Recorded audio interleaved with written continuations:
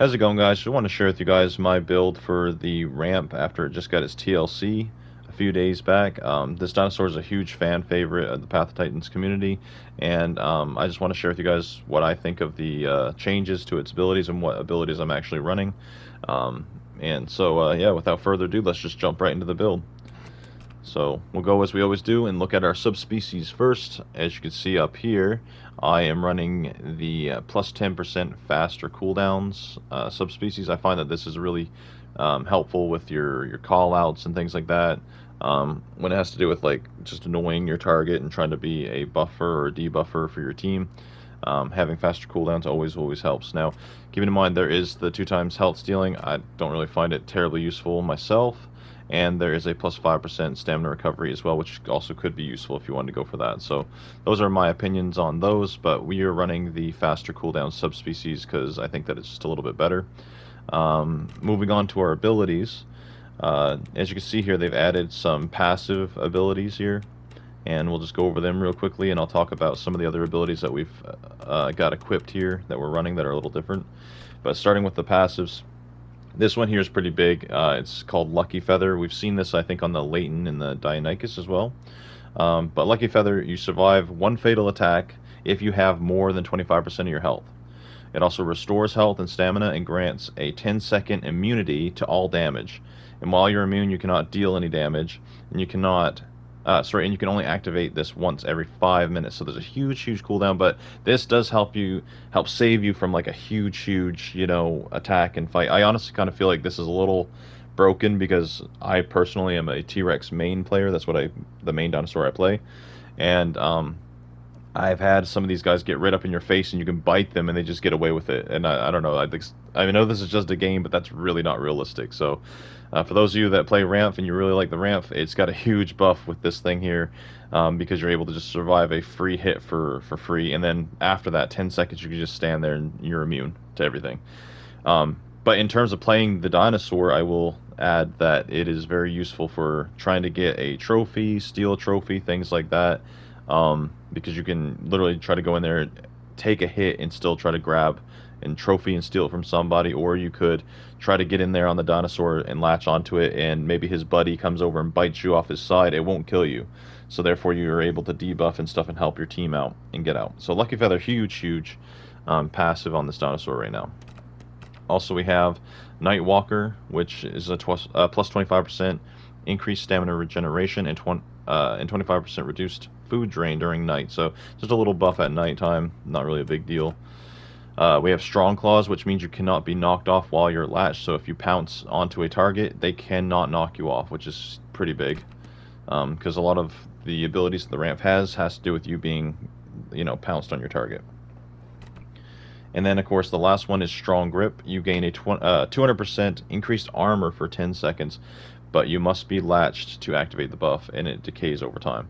So this is something that you want to be able to keep an eye on because your armor will start to drop off the longer you're on the target. So don't be staying on there too long. And then, of course, we'll go to our first ability that we use here. As you can see, is Pounce, where you can latch onto another creature and allowing you to perform certain attacks and abilities, and you can release the latch by jumping off, and you will automatically release once you run out of stamina. So also I might add there, it does say that it deals 50% less damage while latched. So this does a little bit of damage, but I don't really think that matters. So this is your main kind of bread and butter for trying to fight with your group. You want to be able to jump onto the target that your group is focusing. Listen to the callouts of your group of who they want to take down, whether it be like if they're focusing the T-Rex or whatever. You want to try to debuff the target that they are focusing. So that's the one you want to pounce on. Moving on to the head attack. This here is your bread and butter for killing critters and things like that to try to get some food and things. But it has quite a paragraph here, but it's called Scab Picker. It says, while pounced onto an enemy, you can pick to heal yourself and also reduce the target's bleed heal rate by 7% for 7.5 seconds. This stacks up to 5 times, and reaching max stacks applies a woozy debuff, which reduces the target's turn speed by 50% for 10 seconds. So, you can add some debuffs here. You can reduce their bleed heal rate. This kind of makes the ramp a very good dinosaur to pair with things like the Leighton, the Deinonychus, Achillibator especially, because that's a big, powerhouse bleed dino right there too, all along with the Concavinator. That's probably even stronger than the Achillibator. So some of those dinosaurs that really apply the bleed, you want to have a ramp there. That's going to help a lot. It does say that the target will be immune to the woozy status effect for 60 seconds afterwards, and this is while not pounced. This bite basically behaves as a damage to critters. So huge thing right here. I will admit too as well, if you've got a target like a bigger target, let's say like a T-Rex, EO, something like that, that's out in the middle of a field, and you're able to apply the woozy debuff to them, their turn speed is reduced by 50%. This really makes it easy for your group to get in behind them and attack them. So, for example, if you're running all smaller dinos and you're fighting a T-Rex, and the ramp jumps on them, and you start applying the stacks of the Scab Picker onto them and things like that, they eventually will get woozy debuff once they reach max stacks, and that will reduce their turn speed, which is huge for letting your team get in behind them. Very big debuff right there. It's probably stronger than what you think once you're coordinated with your group. Moving over to the senses, we run Plague Carrier. While latched onto an enemy, you continuously apply stacks of pestilence, and basically just says, sorry, I didn't really understand that it did this. It applies it to it and the nearby enemies. I did not know that it applied to the nearby enemies. Learned something new. For each stack of pestilence, reduce the health and stamina and bleed recovery by 2.5%, and increases the food and water drain by 50%, up to 10 stacks. So this is really huge for, again, stacking with a Scab Picker, reducing their bleed, heal rate, things like that. So again, if you've got a bleed dino on your team, you're going to be helping them here. You're also draining their food and water. Super, super effective to debuff your target, things like that. So pretty big. That just applies, by the way, naturally after you latch onto them.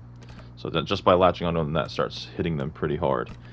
Going to our front limb, there's only one option. It's called Dart. Rapidly dart forward. Now, this here, it says that it deals additional damage to critters and stuff like that. I've never been able to really kill a critter with Dart. Maybe you can. Maybe you guys can let me know down in the comments if you actually can do that. I've tried, and I've never been able to kill a critter even in the water with Dart. So I'm not really sure how people are doing it, or if you can even do it. But it does say that it's a rapid dart forward in the air and in the water. So I find that this is really useful for flying and cover great distances faster. That's what I use it for myself. But yeah, you might as well pick this up. It's the only ability that you can put on the front limb. Metabolism, we're just running the Fisher. Again, only ability that we have here. For the hide, I like this one, Echoing Calls. I feel like this is a new ability. I haven't touched the ramp in a while, till the TLC. I think this is new. But Echoing Calls, it says buffs all call durations by 25% during the day and 50% during the night. 20% increased stamina recovery rate. So the 20% increased stamina, that's fine, but the buff duration, if you're running with like a T-Rex that's runs Tyrants, or sorry, like Terrible Roar or something, he's getting a full 30 seconds or so buff there.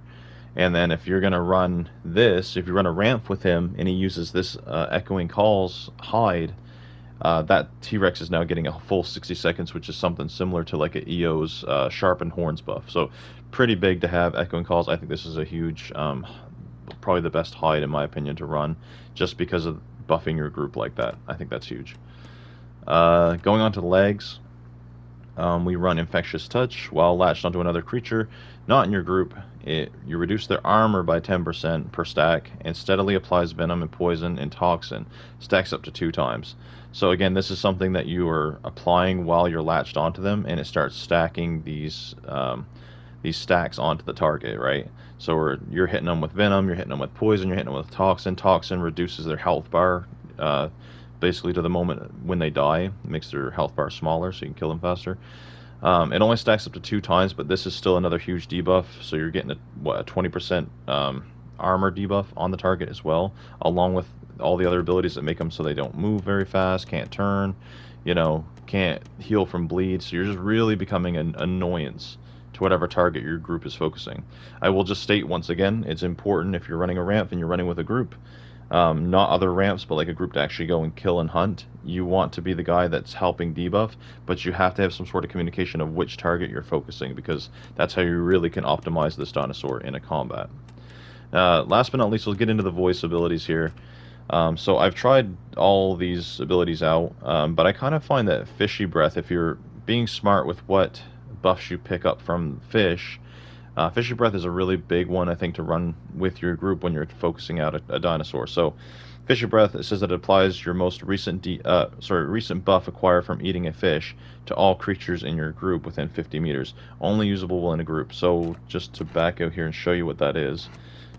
As you can see, down by our health bar above our abilities, you'll see a fish symbol right next to the home cave. This is 6 minutes and 26 seconds.